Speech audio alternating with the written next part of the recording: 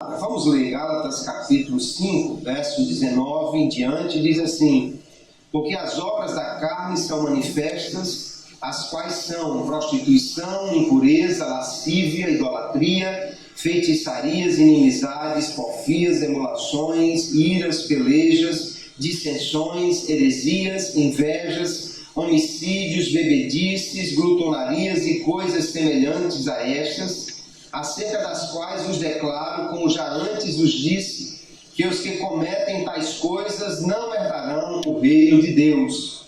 Mas o fruto do Espírito é caridade, gozo, paz, longanimidade, benignidade, bondade, fé, mansidão, temperança. Contra essas coisas não há lei.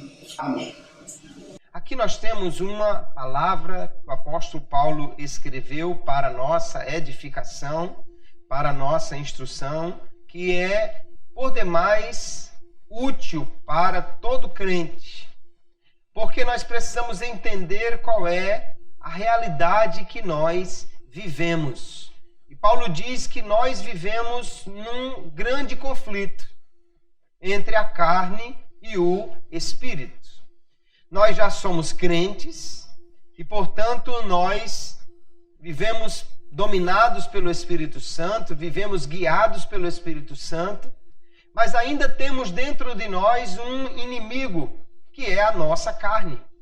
Como carne, entenda-se não este material que cobre o nosso esqueleto, mas sim o desejo, a inclinação para fazer aquilo que não agrada a Deus, que é próprio da nossa natureza decaída, do homem após a queda. Nós, portanto, temos esse inimigo dentro de nós. O apóstolo Paulo diz que esse inimigo, ele nos leva a querer cumprir os seus desejos, as suas concupiscências, os desejos loucos, os desejos que não agradam a Deus. E ele diz que é bem conhecido de todos as obras da carne, as coisas que a carne pratica, aquilo que fica evidente que é algo gerado por esse desejo de fazer coisas que não agradam a Deus. E ele dá aqui uma série de coisas, uma lista de atos, de práticas que não agradam a Deus. Ele fala de algumas coisas que estão dentro do campo sexual, prostituição, impureza, lascívia. Ele fala de algumas coisas que estão no campo da religião, idolatria, feitiçaria. Ele tem uma longa lista de coisas que diz respeito aos relacionamentos humanos, inimizades, porfias, iras, heresias, invejas. Mas ele tem também algumas coisas que estão no campo da alimentação, que ele coloca como bebedices, glutonarias, e ele conclui dizendo, e coisas semelhantes. Nesta noite nós vamos tomar esse último grupo de obras da carne, que o apóstolo Paulo está se referindo aqui, e vamos falar sobre um dos pecados mais populares entre os crentes, que é a gula. Vamos falar então o cuidado com a gula ou a glutonaria, como a Bíblia nos orienta nesse aspecto, irmãos. E nós precisamos, então, aprender dela. A primeira coisa que nós precisamos entender sobre a gula é que ela é um pecado. Gula ou glutonaria é um pecado, um vício de comer e beber em demasia. Comer e beber não é pecado. Aliás, é uma necessidade. E a Bíblia nos diz que nós devemos fazer isso, até porque é uma prática extremamente necessária, né? Deus nos deu um paladar que nos dá prazer em comer. Você já imaginou se tudo tivesse gosto de fel, se todo alimento tivesse o mesmo sabor, se a gente não tivesse paladar? Deus é tão bom que nos deu o paladar. Isso nos previne para nós não nos alimentarmos com coisas ruins, porque o paladar demonstra o que está ruim, estragado, que não presta, né? E também nos dá o prazer de nos alimentarmos. Mas o problema com a gula é quando o gosto domina sobre a fome. É quando o querer domina sobre o precisar. É quando alguém come além do que precisa, come simplesmente porque tem prazer em comer e não consegue dominar-se nisto. Então esse comer excessivo é o que nós chamamos de gula ou glutonaria e é, portanto, um pecado. É uma forma de cobiça, porque aquele que está dominado por esse tipo de atitude, ele parece não ter limite, ele sempre quer mais, ele sempre quer comer mais. E eu não falo só da quantidade, mas também daquilo que estamos dispostos a gastar num prato. Às vezes o tempo de preparo ou o dinheiro que estamos prontos a investir para consumir alguma coisa. Isso também pode se incluir nesse domínio do apetite sobre o homem. O paladar é algo fundamental. Foi algo que Deus nos deu. Mas o problema com a gula é que há um desequilíbrio neste paladar. Não há uma hora de parar, não há um limite estabelecido, simplesmente se vai além daquilo que se pode ir. E isso não tem a ver necessariamente com a condição financeira da pessoa, porque às vezes o sujeito se empanturra de coisas que são muito baratas, ou de coisas até que ele tem de graça, né? Encontra uma fruteira, numa época aí de manga, de caju, de jabuticaba, alguma coisa, e come até passar mal. E isso é, portanto, um pecado. E nós precisamos ver, então, o que a palavra de Deus nos diz sobre estas coisas. Infelizmente, queridos, a gula é um pecado ignorado por muita gente, inclusive por muitos crentes, né? Nós dizemos, às vezes, até em tom de brincadeira, que o crente não bebe, não fuma, não joga, em compensação, come, que é uma beleza, né?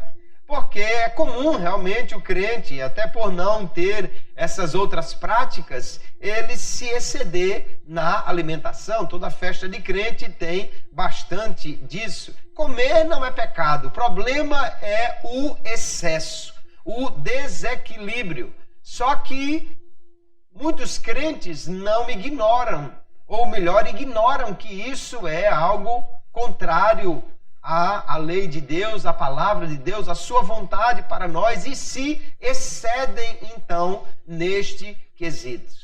Eu acho que você nunca viu ninguém na igreja ser disciplinado por gula, por ser glutão. Você nunca viu ninguém na igreja ser afastado do conjunto ou de alguma responsabilidade na igreja porque come demais.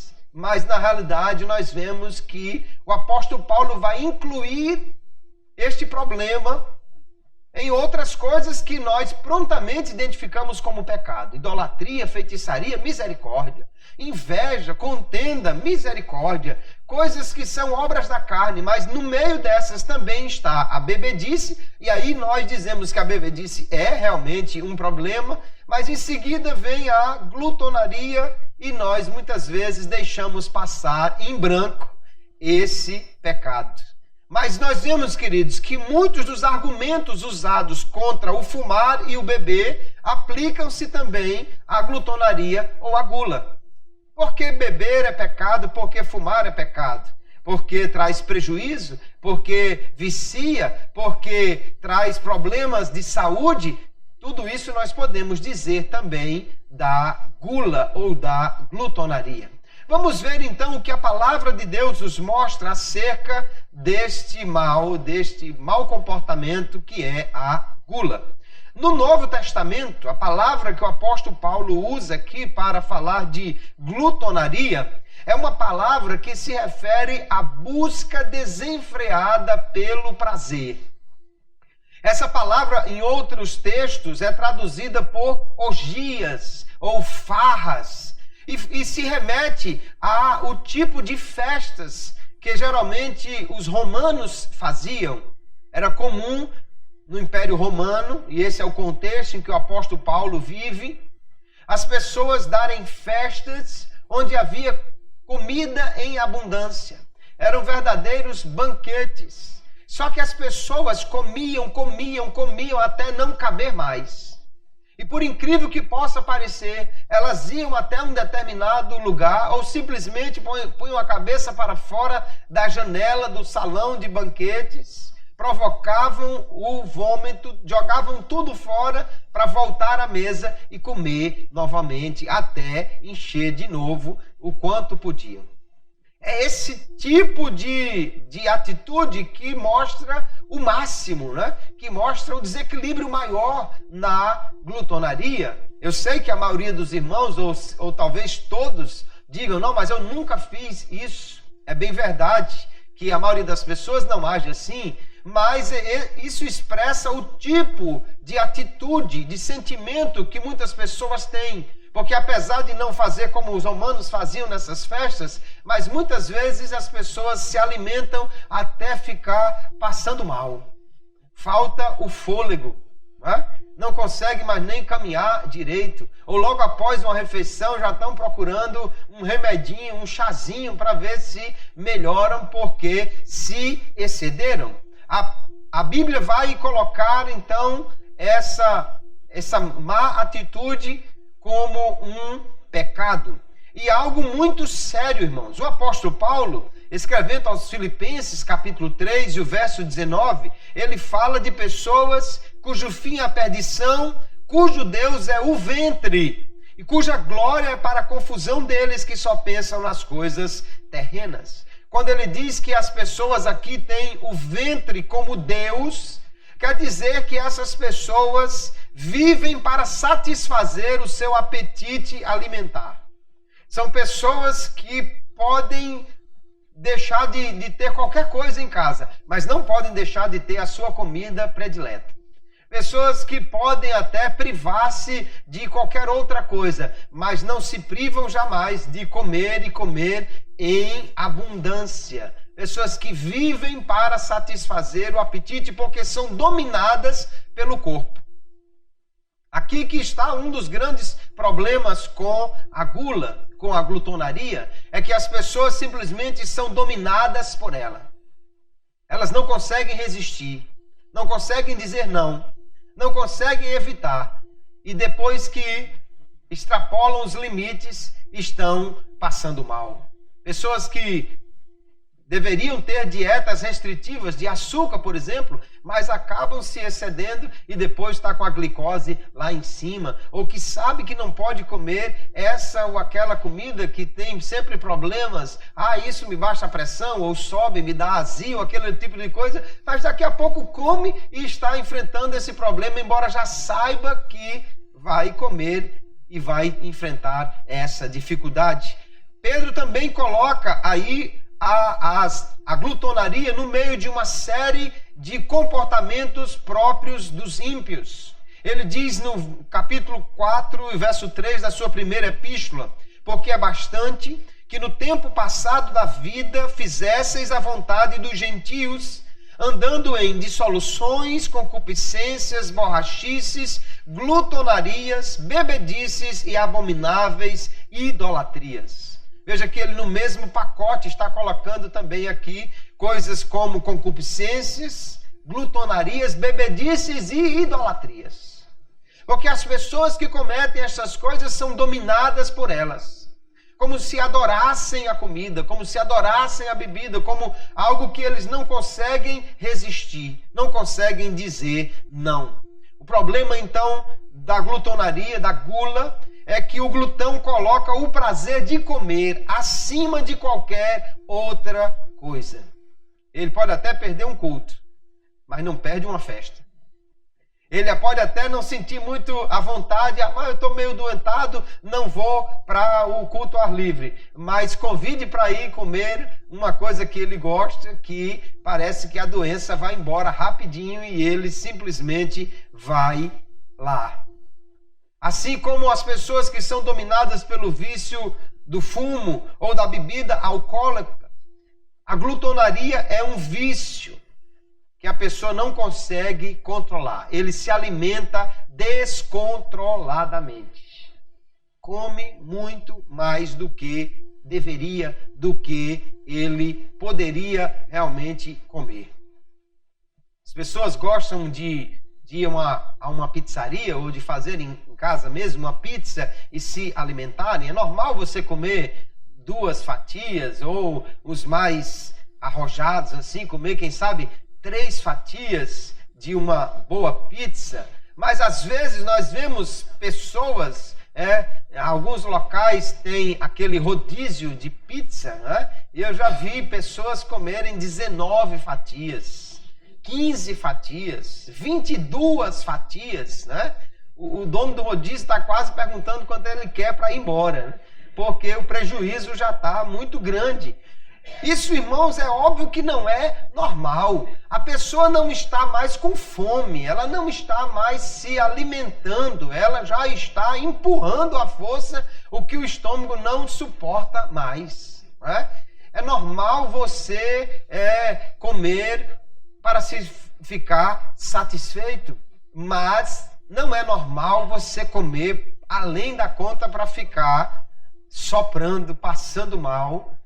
Isso constitui a glutonaria e a Bíblia, então, condena isso. Por quê? Porque a pessoa está dominada por esse prazer.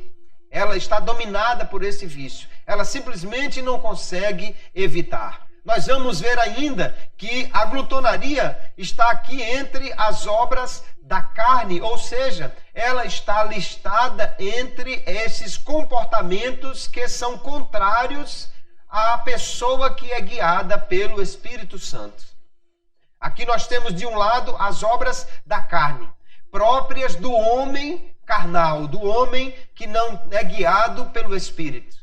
E nós temos do outro lado o fruto do Espírito, próprio de pessoas que são guiadas por ele. Então, nestas obras da carne, nós já vimos que Paulo vai listar uma série de comportamentos que nós temos certeza absoluta que é algo incitado pelo demônio.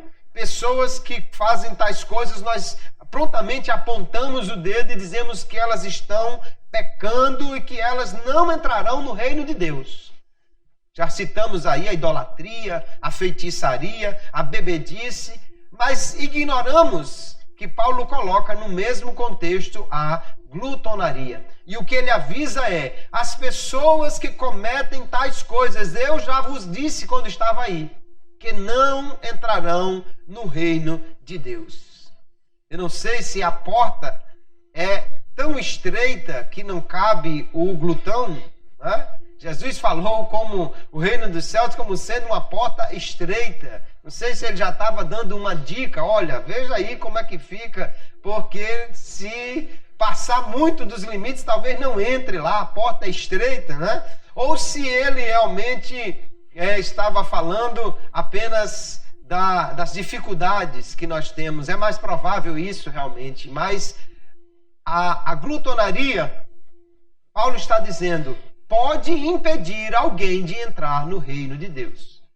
Isso deveria ser suficiente para nós considerarmos isso como uma coisa séria, irmãos. Porque às vezes tem pessoas que parece que não estão nem aí para este problema. Mas, à luz da palavra de Deus, nós vemos que isso é mais do que simplesmente uma desordem alimentar. É uma desordem espiritual. Porque há um desequilíbrio, então. Porque a pessoa está dominada pela carne e faz aquilo que lhe agrada e não pelo Espírito.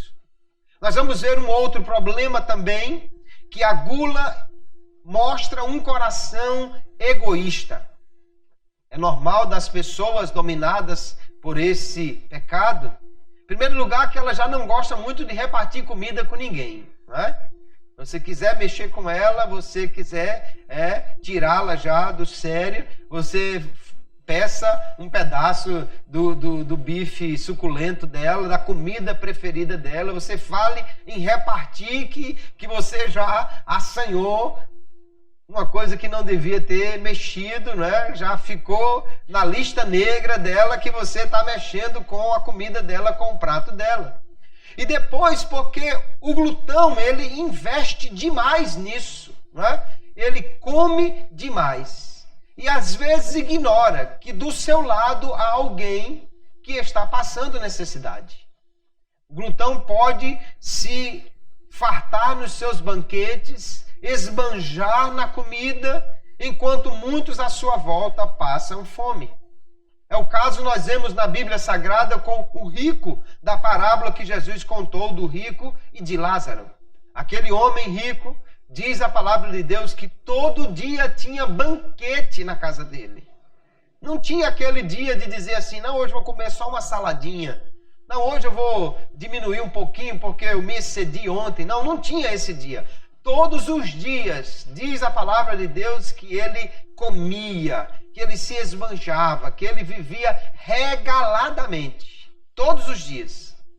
No entanto, à sua porta estava um mendigo, que todos os dias estava ali. E que diz o texto que desejava se alimentar pelo menos das migalhas. Embora o texto não diga que eram dadas a ele essas migalhas. Talvez tivesse dia que nem as migalhas sobrava para ele. E ele estava ali na porta do rico. Nunca se vê no texto dizer que pelo menos um dia o rico convidou Lázaro para entrar. Ou pediu a algum empregado que fizesse um bom prato e levasse para ele lá fora. Ele comia, comia e comia e ignorava o outro que estava passando necessidade. Lá na igreja em Corinto, quando Paulo escreveu o texto que nós lemos referente à Santa Ceia, antes de tratar, ou enquanto ele tratava da ceia, ele também estava falando das festas ágape, das reuniões de fraternidade que era comum na igreja naquela época. E o que ele diz que acontecia naquelas festas é que um comia, tomava antecipadamente a sua ceia, comia bastante e o outro tinha fome. Enquanto o primeiro se embriaga, ou seja, vai além da conta. Na própria igreja havia essa situação. Os irmãos faziam aquele jantar em comum e um levava o seu pãozinho assado com café, que era só o que tinha, e o outro levava o seu peru gordo recheado, e parece que não era uma mesa comum, todo mundo comia o que tinha lá. Alguém passava fome, enquanto outros passavam dos limites. E aí veja então o problema que traz a glutonaria, né? Esse egoísmo. Uma outra coisa que eu incluo aqui é o quanto as pessoas estão dispostas a pagar por uma refeição. A glutonaria diz respeito ao apetite desordenado, ou como isso domina a nossa vida. Não diz respeito somente à quantidade de comida, mas também o quanto as pessoas podem ou estão dispostas a pagar por isso. Se alguém está disposto a ir a um restaurante caríssimo e pagar algumas centenas de reais por um prato, simplesmente para experimentar uma iguaria vinda do outro lado do mundo, ou experimentar um sabor exótico, uma carne rara, enquanto outras pessoas estão morrendo de fome? Será que isso é uma coisa saudável? Enquanto alguém paga uma fortuna por uma garrafa de vinho ou por uma carne exótica, alguém está tentando obter um pedaço de pão, um copo de leite, alguma coisa para se alimentar e não tem nem acesso a isso? Então há um egoísmo no alimentar-se aqui, que a gula também leva a esta condição. Nós vamos ver, queridos, que a palavra de Deus, portanto, condena esse tipo de atitude. Ainda há um outro problema em comer demais. O livro de Provérbios diz que quem come demais acaba ficando preguiçoso. Veja o texto de Provérbios 23 e 21. Porque o beberrão e o comilão cairão em pobreza. A sonolência faz trazer as vestes rotas. A ideia aqui é que o sujeito come demais e por comer demais acaba ficando com sono. É normal que na hora que nós nos alimentamos, né, o nosso organismo ele é muito bem planejado e o que o organismo normalmente faz é colocar o sangue para funcionar o departamento digestório. Né? O organismo se concentra na digestão logo após uma refeição, de forma que normalmente a pessoa sente-se sonolenta. Por quê? Porque o organismo está desviando as suas atenções para o aparelho digestório, então falta um pouco de atenção aí no cérebro. E é normal aquele desejo de fazer uma sesta, uma pausa. Né? Mas só que quando o sujeito come demais, e principalmente quando ele faz isso em todas as refeições, então ele quer dormir após toda a refeição. Dormir após o café da manhã, dormir após o almoço, dormir após a ceia, dormir após o jantar, dormir. E assim ele fica muito tempo, quando não dorme propriamente, mas fica muito pesado. E aí para caminhar é uma dificuldade, né? Para ir lá no outro lado, misericórdia. Aí na casa do irmão, aquele areal todinho, vou deixar para outro dia. Fica pesado, com dificuldade para andar e para trabalhar. E aí diz o texto, isso vai levá-lo à pobreza. Já não basta o que ele gasta em comida, né? Se ele come além da conta, então ele gasta mais do que precisaria para se manter. Já é um problema. E depois fica tão pesado que não tem vontade de trabalhar. E aí o texto diz, isso vai levá-lo à pobreza. Olha os problemas que a gula, né, que a glutonaria pode trazer a alguém que não vigia nisso, que não observa essas coisas, que não para pensar um pouco no que está fazendo. Nós vamos ver ainda, a gula também é pecado, porque ela faz mal ou ela traz alguns males ao nosso corpo. E o nosso corpo é templo do Espírito Santo. Vemos na palavra de Deus, queridos, 1 Coríntios, capítulo 6, e o verso 19. O apóstolo Paulo diz, ou não sabeis que o nosso corpo é o templo do Espírito Santo, que habita em vós, proveniente de Deus, e que não sois de vós mesmos, porque fostes comprados por bom preço. Alguém pode dizer assim, não, mas o corpo é meu, eu faço o que eu quero, eu como o que eu quero, eu vivo do jeito que eu quero, alto lá. Se você foi comprado por Jesus, então você não pertence mais a você. Olha o que o apóstolo Paulo está dizendo. Espere, Jesus não pagou por você? E o preço foi caro. Jesus pagou pela sua vida. Se você agora vive para Ele, sob o domínio dele, então o seu corpo não pertence mais a você. Se não pertence mais a você, você está estragando o que não é seu. Você está prejudicando o templo de Deus. Eu creio que qualquer irmão aqui ficaria irritado, ficaria já com vontade de mandar o sujeito parar, se chegasse aqui na igreja e tivesse alguém jogando lama nas paredes, tivesse alguém aqui jogando lixo dentro da igreja, você ia dizer, ei, pare com isso. Aqui é a casa de Deus. Não faça isso de maneira nenhuma, você está jogando porcaria dentro da casa de Deus. Mas o que dizer de pessoas que comem tanto, principalmente comidas que trazem problemas, né? E enchem as suas veias de gordura, e enchem o seu corpo de toxinas, e acumulam açúcar em demasia no seu corpo, estão jogando também coisas ruins dentro do templo do Espírito Santo. E o Espírito Santo está dizendo, pare com isso, eu tenho uma vida melhor para você. E o sujeito continua a dizer, o corpo é meu, eu como do que eu quero, sai de perto e passo mais uma fatia de pizza, e ele vai comer até não poder aguentar mais, Mas só que quando se come além do necessário, nós vemos que isso traz muitos problemas de saúde. Problemas como a obesidade, doenças do coração. Pelo excesso de peso, problemas também nos ossos, nas articulações. Problemas no fígado. Problemas diversos que o excesso de comida traz. O nosso corpo não foi feito para ficar em um estado sedentário, né? Ou seja, não se movimentar, e nem para comer em demasia. Nosso corpo foi feito para viver em equilíbrio.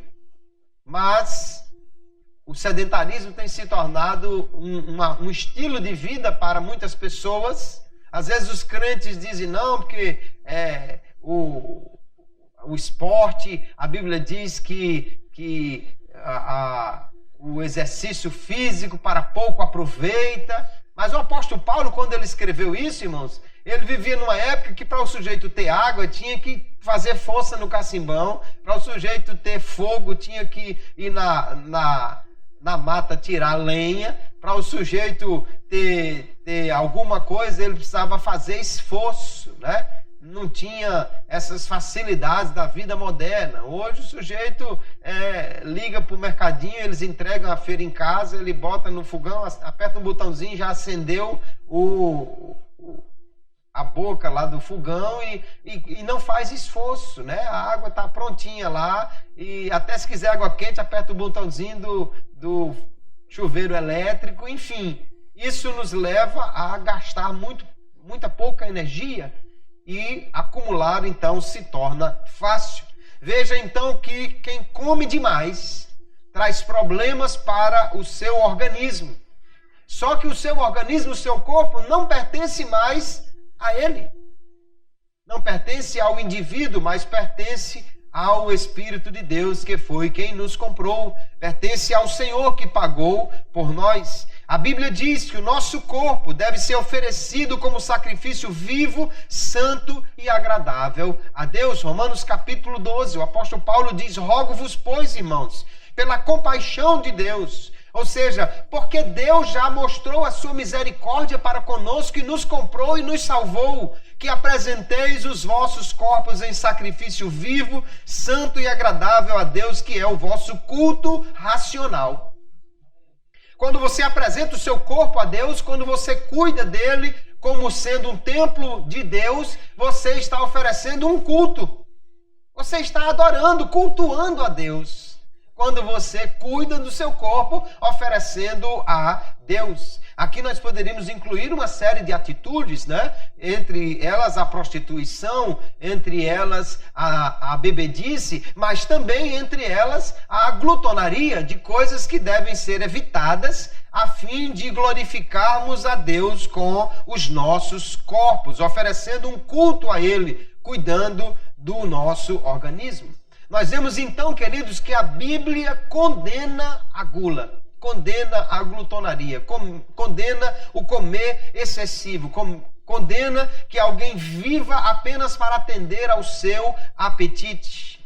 E o problema, como vimos, não está relacionado apenas ao peso do indivíduo. A gula diz respeito ao apetite desordenado e não diretamente ao peso do guloso. Alguém pode dizer, não, mas é lógico que se o sujeito come demais, ele vai engordar. Mas nem sempre. Tem pessoas que comem muito e não engordam. Mas se o sujeito come com voracidade e nunca aumenta de peso, ele não está livre da culpa pela gula. Não é o fato dele não engordar que ele pode comer até destruir tudo que tem em cima da mesa, não é? Ele não está livre para se alimentar até não querer mais, só pelo fato de o seu metabolismo favorecer isso, ou ele ter qualquer tipo de alteração que não engorda.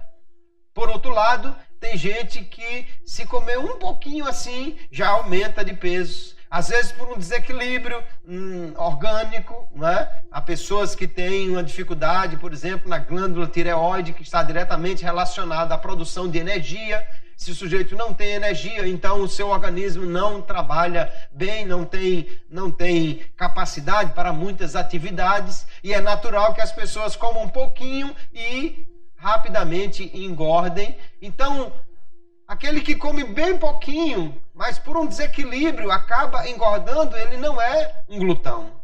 Ele não está no pecado da gula. Então não olhe para o irmão para dizer se ele é ou não um pecador com a gula. Não olhe só para a forma redonda dele, né? Pode ser que alguém esteja nessa condição por um desequilíbrio do corpo e não exatamente por pecar comendo demais. E às vezes você vai encontrar aquele sujeito bem magrinho, né? Que nós dizemos que é magro de ruim, porque ele come e não engorda nunca. E ainda assim esse pode ser um glutão. Pode ser alguém que seja um pecador nesse aspecto. A gula não é apenas o fato de você engordar, mas de comer além do necessário. Já falamos de pessoas que simplesmente comem um absurdo, né? Esses restaurantes que trabalham no peso, né? Os self-service, geralmente, eu já vi pessoas em restaurantes assim, e olha que tem alguns que o sujeito já põe um prato que parece uma travessa, né? É quase uma bandeja, que é exatamente para o sujeito mandar ver naquilo que ele gosta. Eu já vi pessoas colocarem mais de 1 quilo na balança. Um dia eu estava num restaurante desse, sujeito colocou um prato que estava desafiando a lei da gravidade. E a moça perguntou, o senhor deseja mais alguma coisa? E ele disse, bem que eu queria, mas não cabe. Ele estava indo muito além do que ele precisava comer para se alimentar, irmãos.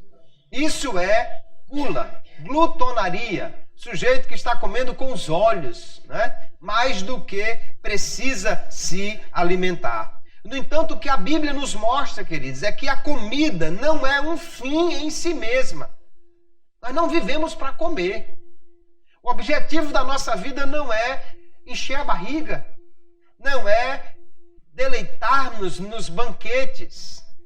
O nosso chamado é para buscar a Deus.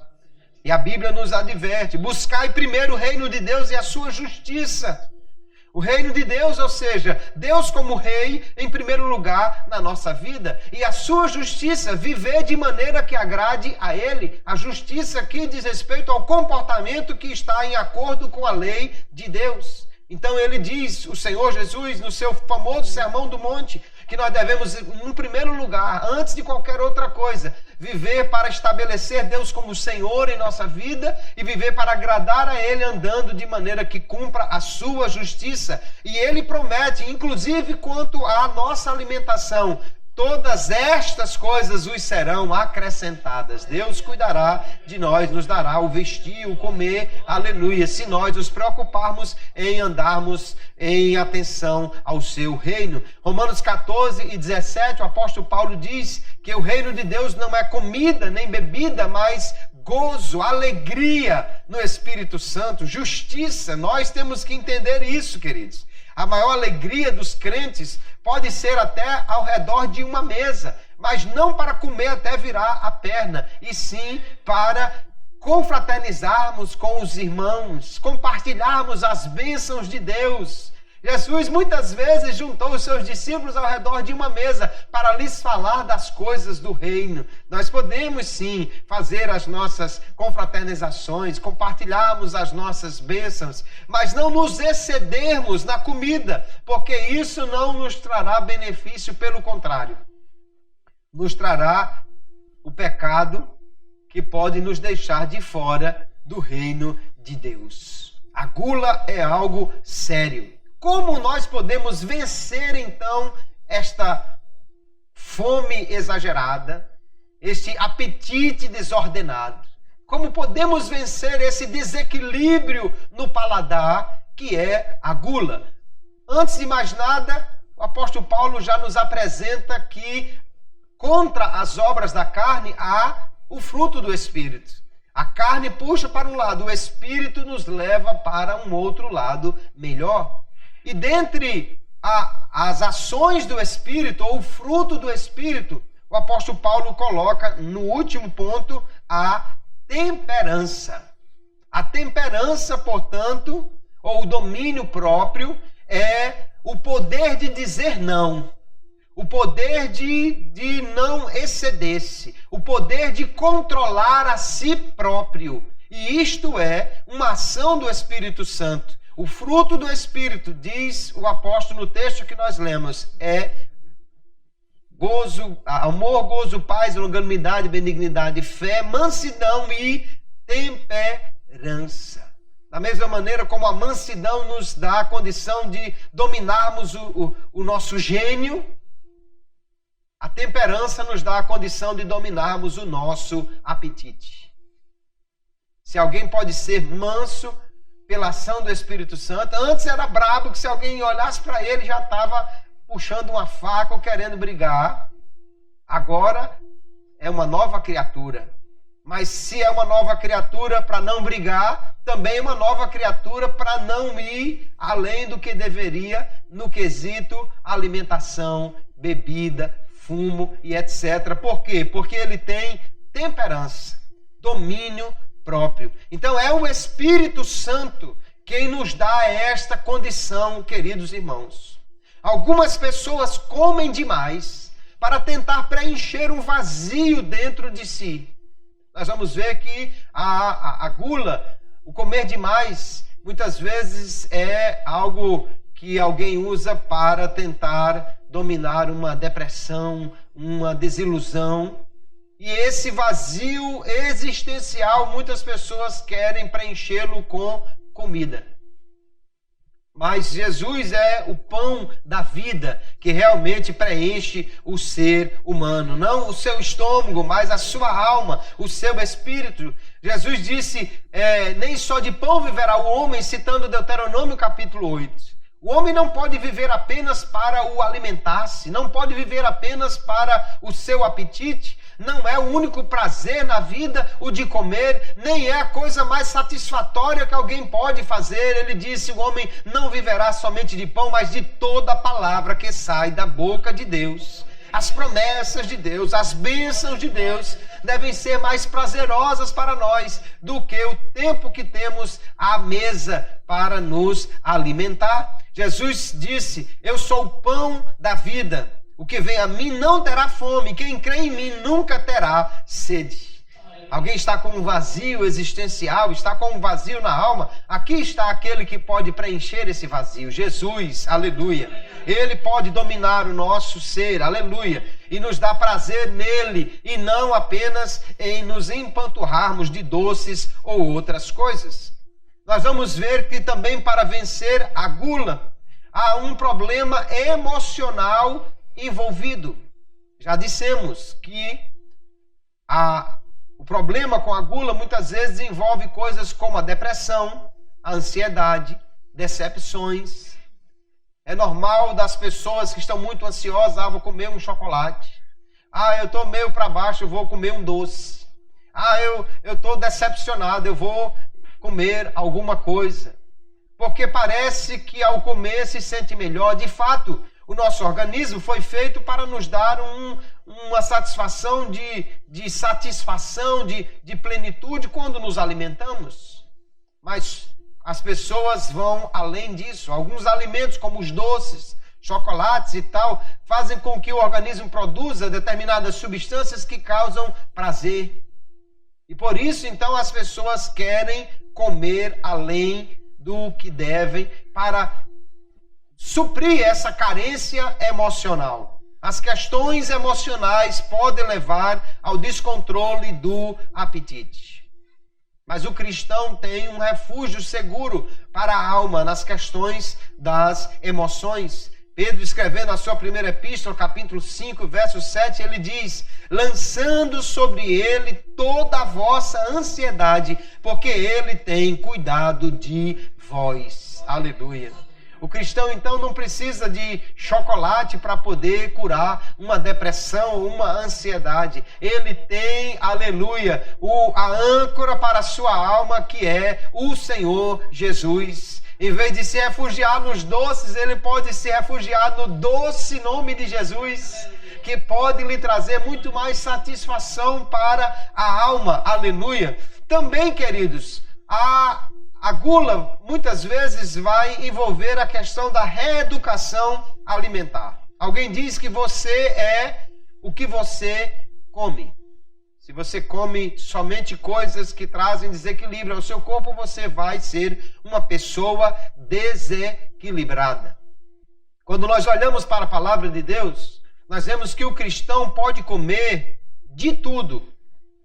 Para os judeus, Deus deu uma série de restrições, até para ensiná-los, e também para distingui-los de outros povos, e também para preservá-los, uma vez que eles passaram muitos anos no deserto, sem ter nenhum hospital, nem posto de saúde. Imagine se houvesse ali um problema sério causado por alimentação, uma infecção, que alguém comesse alguma coisa estragada, uma alergia por ter comido um alimento que fosse bastante alergênico, carregado, como nós dizemos, né?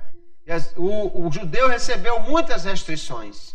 Mas quando nós olhamos para o Evangelho, Jesus disse assim, olha, Marcos capítulo 7, assim também vós estáis sem entendimento, não compreendeis que tudo que de fora entra no homem não pode contaminar, porque não entra no seu coração, mas no ventre é lançado fora, ficando puras todas as comidas. Então Jesus acabou com a restrição alimentar. O judeu não podia comer carne de coelho, por exemplo. O judeu não podia comer peixe que não tivesse escama. Mas para nós não há essa restrição. Se tiver peixe sem escama sobrando na sua casa, você estiver preocupado, porque a Bíblia também diz que o que não é de fé é pecado. Eu não sei, pode mandar para a casa do pastor, que ele sabe que não é pecado comer esse tipo de coisa. O judeu tinha restrições, o crente não tem essas restrições. Quanto às comidas, né? É um outro detalhe quanto ao sangue, por exemplo, que o tempo não permite a gente falar aqui. Outro dia vamos falar sobre isso de uma forma mais extensa. Mas porque o crente pode comer de tudo, não quer dizer também que ele vai comer tudo o que tem na mesa, né? Filipenses capítulo 4, o apóstolo Paulo escreve dizendo assim: seja a vossa moderação conhecida de todos os homens, perto está o Senhor. O que ele quis dizer com perto está o Senhor? Ele podia pensar nós podemos pensar em duas coisas aqui que talvez ele tivesse em mente. Primeiro, Jesus está voltando. Então tenha cuidado, seja moderado, inclusive na sua comida, porque você pode ficar de fora do arrebatamento, né? A questão não é estar pesado demais que o anjo não possa lhe levar, é porque quem está na prática do pecado vai estar fora do reino de Deus. Também ele pode estar pensando, perto está o Senhor está aqui perto, ele está junto de nós, está vendo o que você faz. E será que Jesus ficaria satisfeito em estar na mesa, vendo alguém comer muito além do que é necessário? A pergunta é, será que nós, cristãos, somos conhecidos pela nossa moderação? Ou alguém conhece você como sendo bom de garfo e que até tem dificuldade em convidá-lo naquele dia do almoço, com medo que você raspe a panela e leve mais do que estava preparado? Nós não podemos ser conhecidos como glutões, mas como moderados, porque é isso que a Bíblia nos recomenda. Como fazer para lidar com esse desejo desenfreado de comer? Aqui eu quero dar também algumas recomendações práticas, que você vai encontrar também aí em alguns nutricionistas, em alguém que pode lhe orientar nisso. Em primeiro lugar, levante-se da mesa com aquela sensação de que poderia comer mais. Tem gente que enquanto tiver assim, um grãozinho de fome, tá botando para dentro, né? Depois que ele tem certeza absoluta que já tem alguns minutos que não tem mais fome de jeito nenhum, é que ele se levanta da mesa. Só que os cientistas dizem uma coisa, é que demora um tempo para o nosso estômago avisar para o cérebro que já encheu. Demora algum tempo.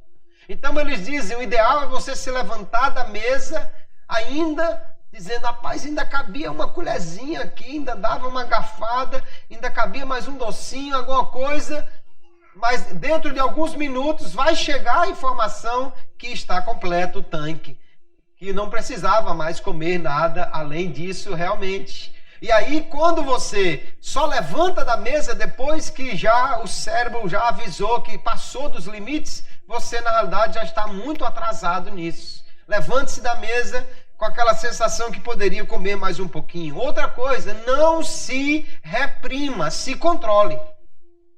O segredo não é você, pronto, então não vou comer mais nada de doce, a partir de hoje não tomo mais um copo de refrigerante, eu não chego mais nem perto em massa nenhuma, pão nem de jeito nenhum na minha... E você vai viver de vento? Você vai se reprimir? Sabe o que acontece? Um belo dia você vai dizer, não aguento mais, me dê esse bolo para cá que eu vou, e aí se excede. O problema não está em você simplesmente deixar de comer o que você gosta, mas diminuir as porções. Não tem problema que você coma um pedacinho de rapadura. O problema é não comer aquela rapadura inteira de uma vez só. Né? Não tem problema que você coma um pãozinho quentinho com manteiga ou com um pedaço de queijo. O problema é comer um saco inteiro de pães, aqueles 10, 15 pães do café da manhã. Realmente isso é um problema. Evite ficar muito tempo também sem comer, porque senão quando chegar a hora, meu irmão, misericórdia, vai ser aquele ataque geral, né? Ninguém vai nem respeitar, porque quando você fica muito tempo sem comer, você tende a querer dar o desconto na próxima refeição. Outra coisa, tome bastante água no intervalo das refeições, antes das refeições, porque ela vai dar uma certa sensação de saciedade. O nosso estômago também emite informações para o cérebro por uma questão física, né? À medida que ele se enche de alguma coisa, ele manda uma informação que está suficiente, embora ele não saiba que é água, por exemplo, que dilatou o estômago, que encheu o estômago. Além do mais, é importante tomar sempre sucos, chás e água, e não refrigerante. O refrigerante tem uma quantidade de açúcar muito grande. É uma coisa que se chama de caloria vazia. É só açúcar e não tem vitamina de nada. Então é muito melhor você tomar aquele suquinho. Se não deu para fazer o suco, chupe uma laranja. Não deu para fazer suco, não tinha laranja, nada. Tome água. É muito mais saudável do que você tomar aquela famosa Coca-Cola gelada, né? Tem gente já salivando aí com essa doutrina hoje, mas é isso mesmo.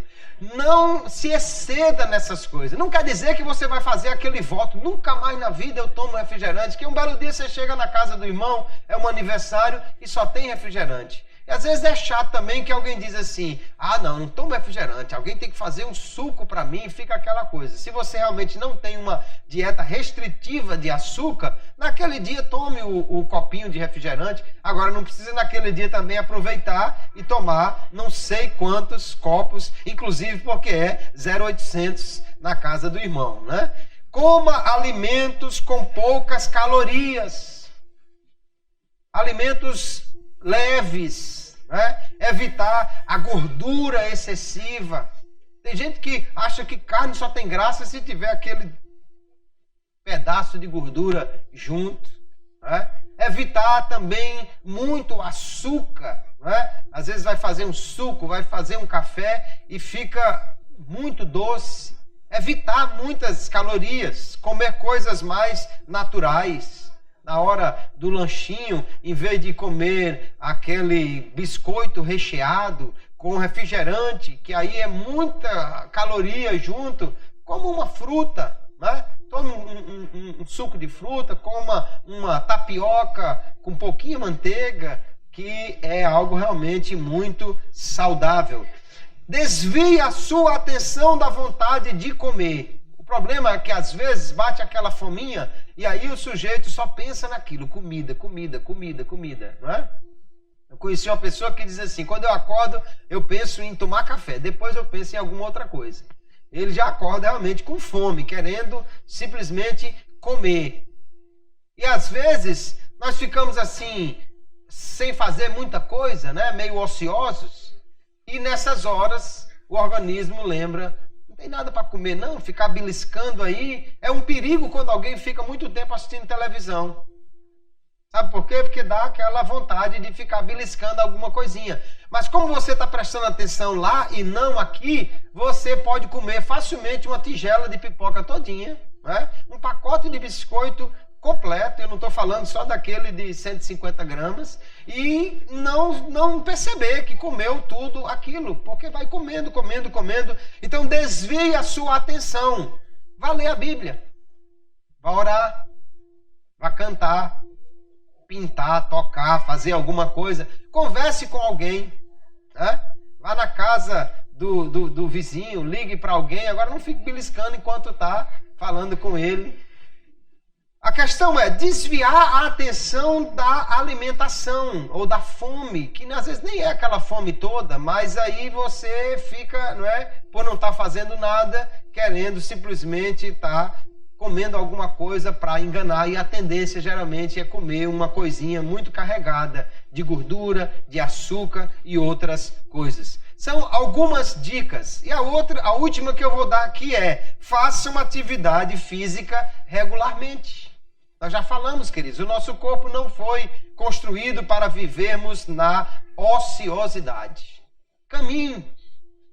Evite estar todo o tempo resolvendo as coisas por telefone, vá lá.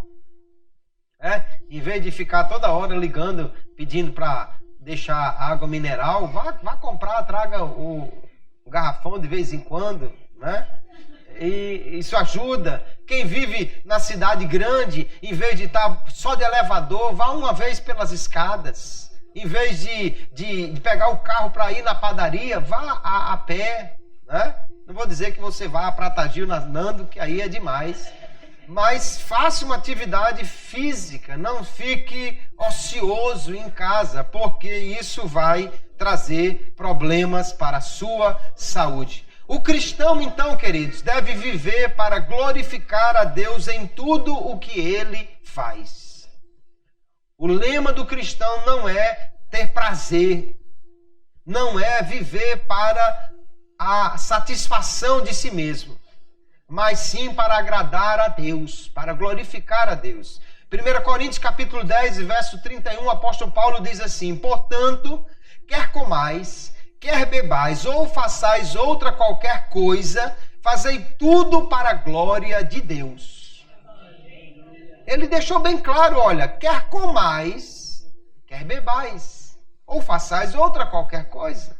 Então a nossa comida, a nossa alimentação, a hora que nos sentamos à mesa, também deve ser para a glória de Deus. Se deve ser para a glória de Deus, nós temos que ter mais atenção nisso. Nós temos que fugir do pecado da gula. Nós temos que comer moderadamente. O objetivo da alimentação é suprir as necessidades do corpo.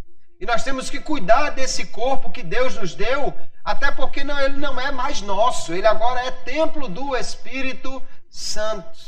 Se nós pensarmos nisso, queridos, nós fugiremos deste pecado tão comum que é a gula. Uma outra questão que nos ajuda também neste controle.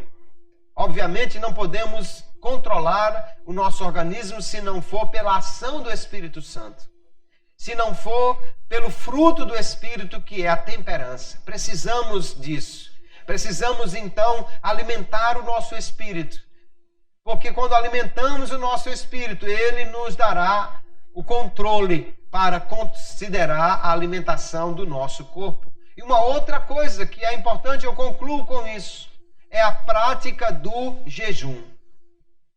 Não apenas como uma restrição alimentar, mas é porque quando nós jejuamos, nós estamos exercendo controle sobre o nosso corpo. O organismo diz, eu quero comida, e você diz, tenha calma. Eu exijo agora comida, que eu estou com fome. E você diz, tenha calma que não terminou ainda a hora do jejum. Quando você jejua, você está exercendo o domínio sobre o apetite. E é interessante que quando você faz isso, você não exerce controle só sobre o apetite do corpo, na alimentação, mas também os outros apetites do corpo.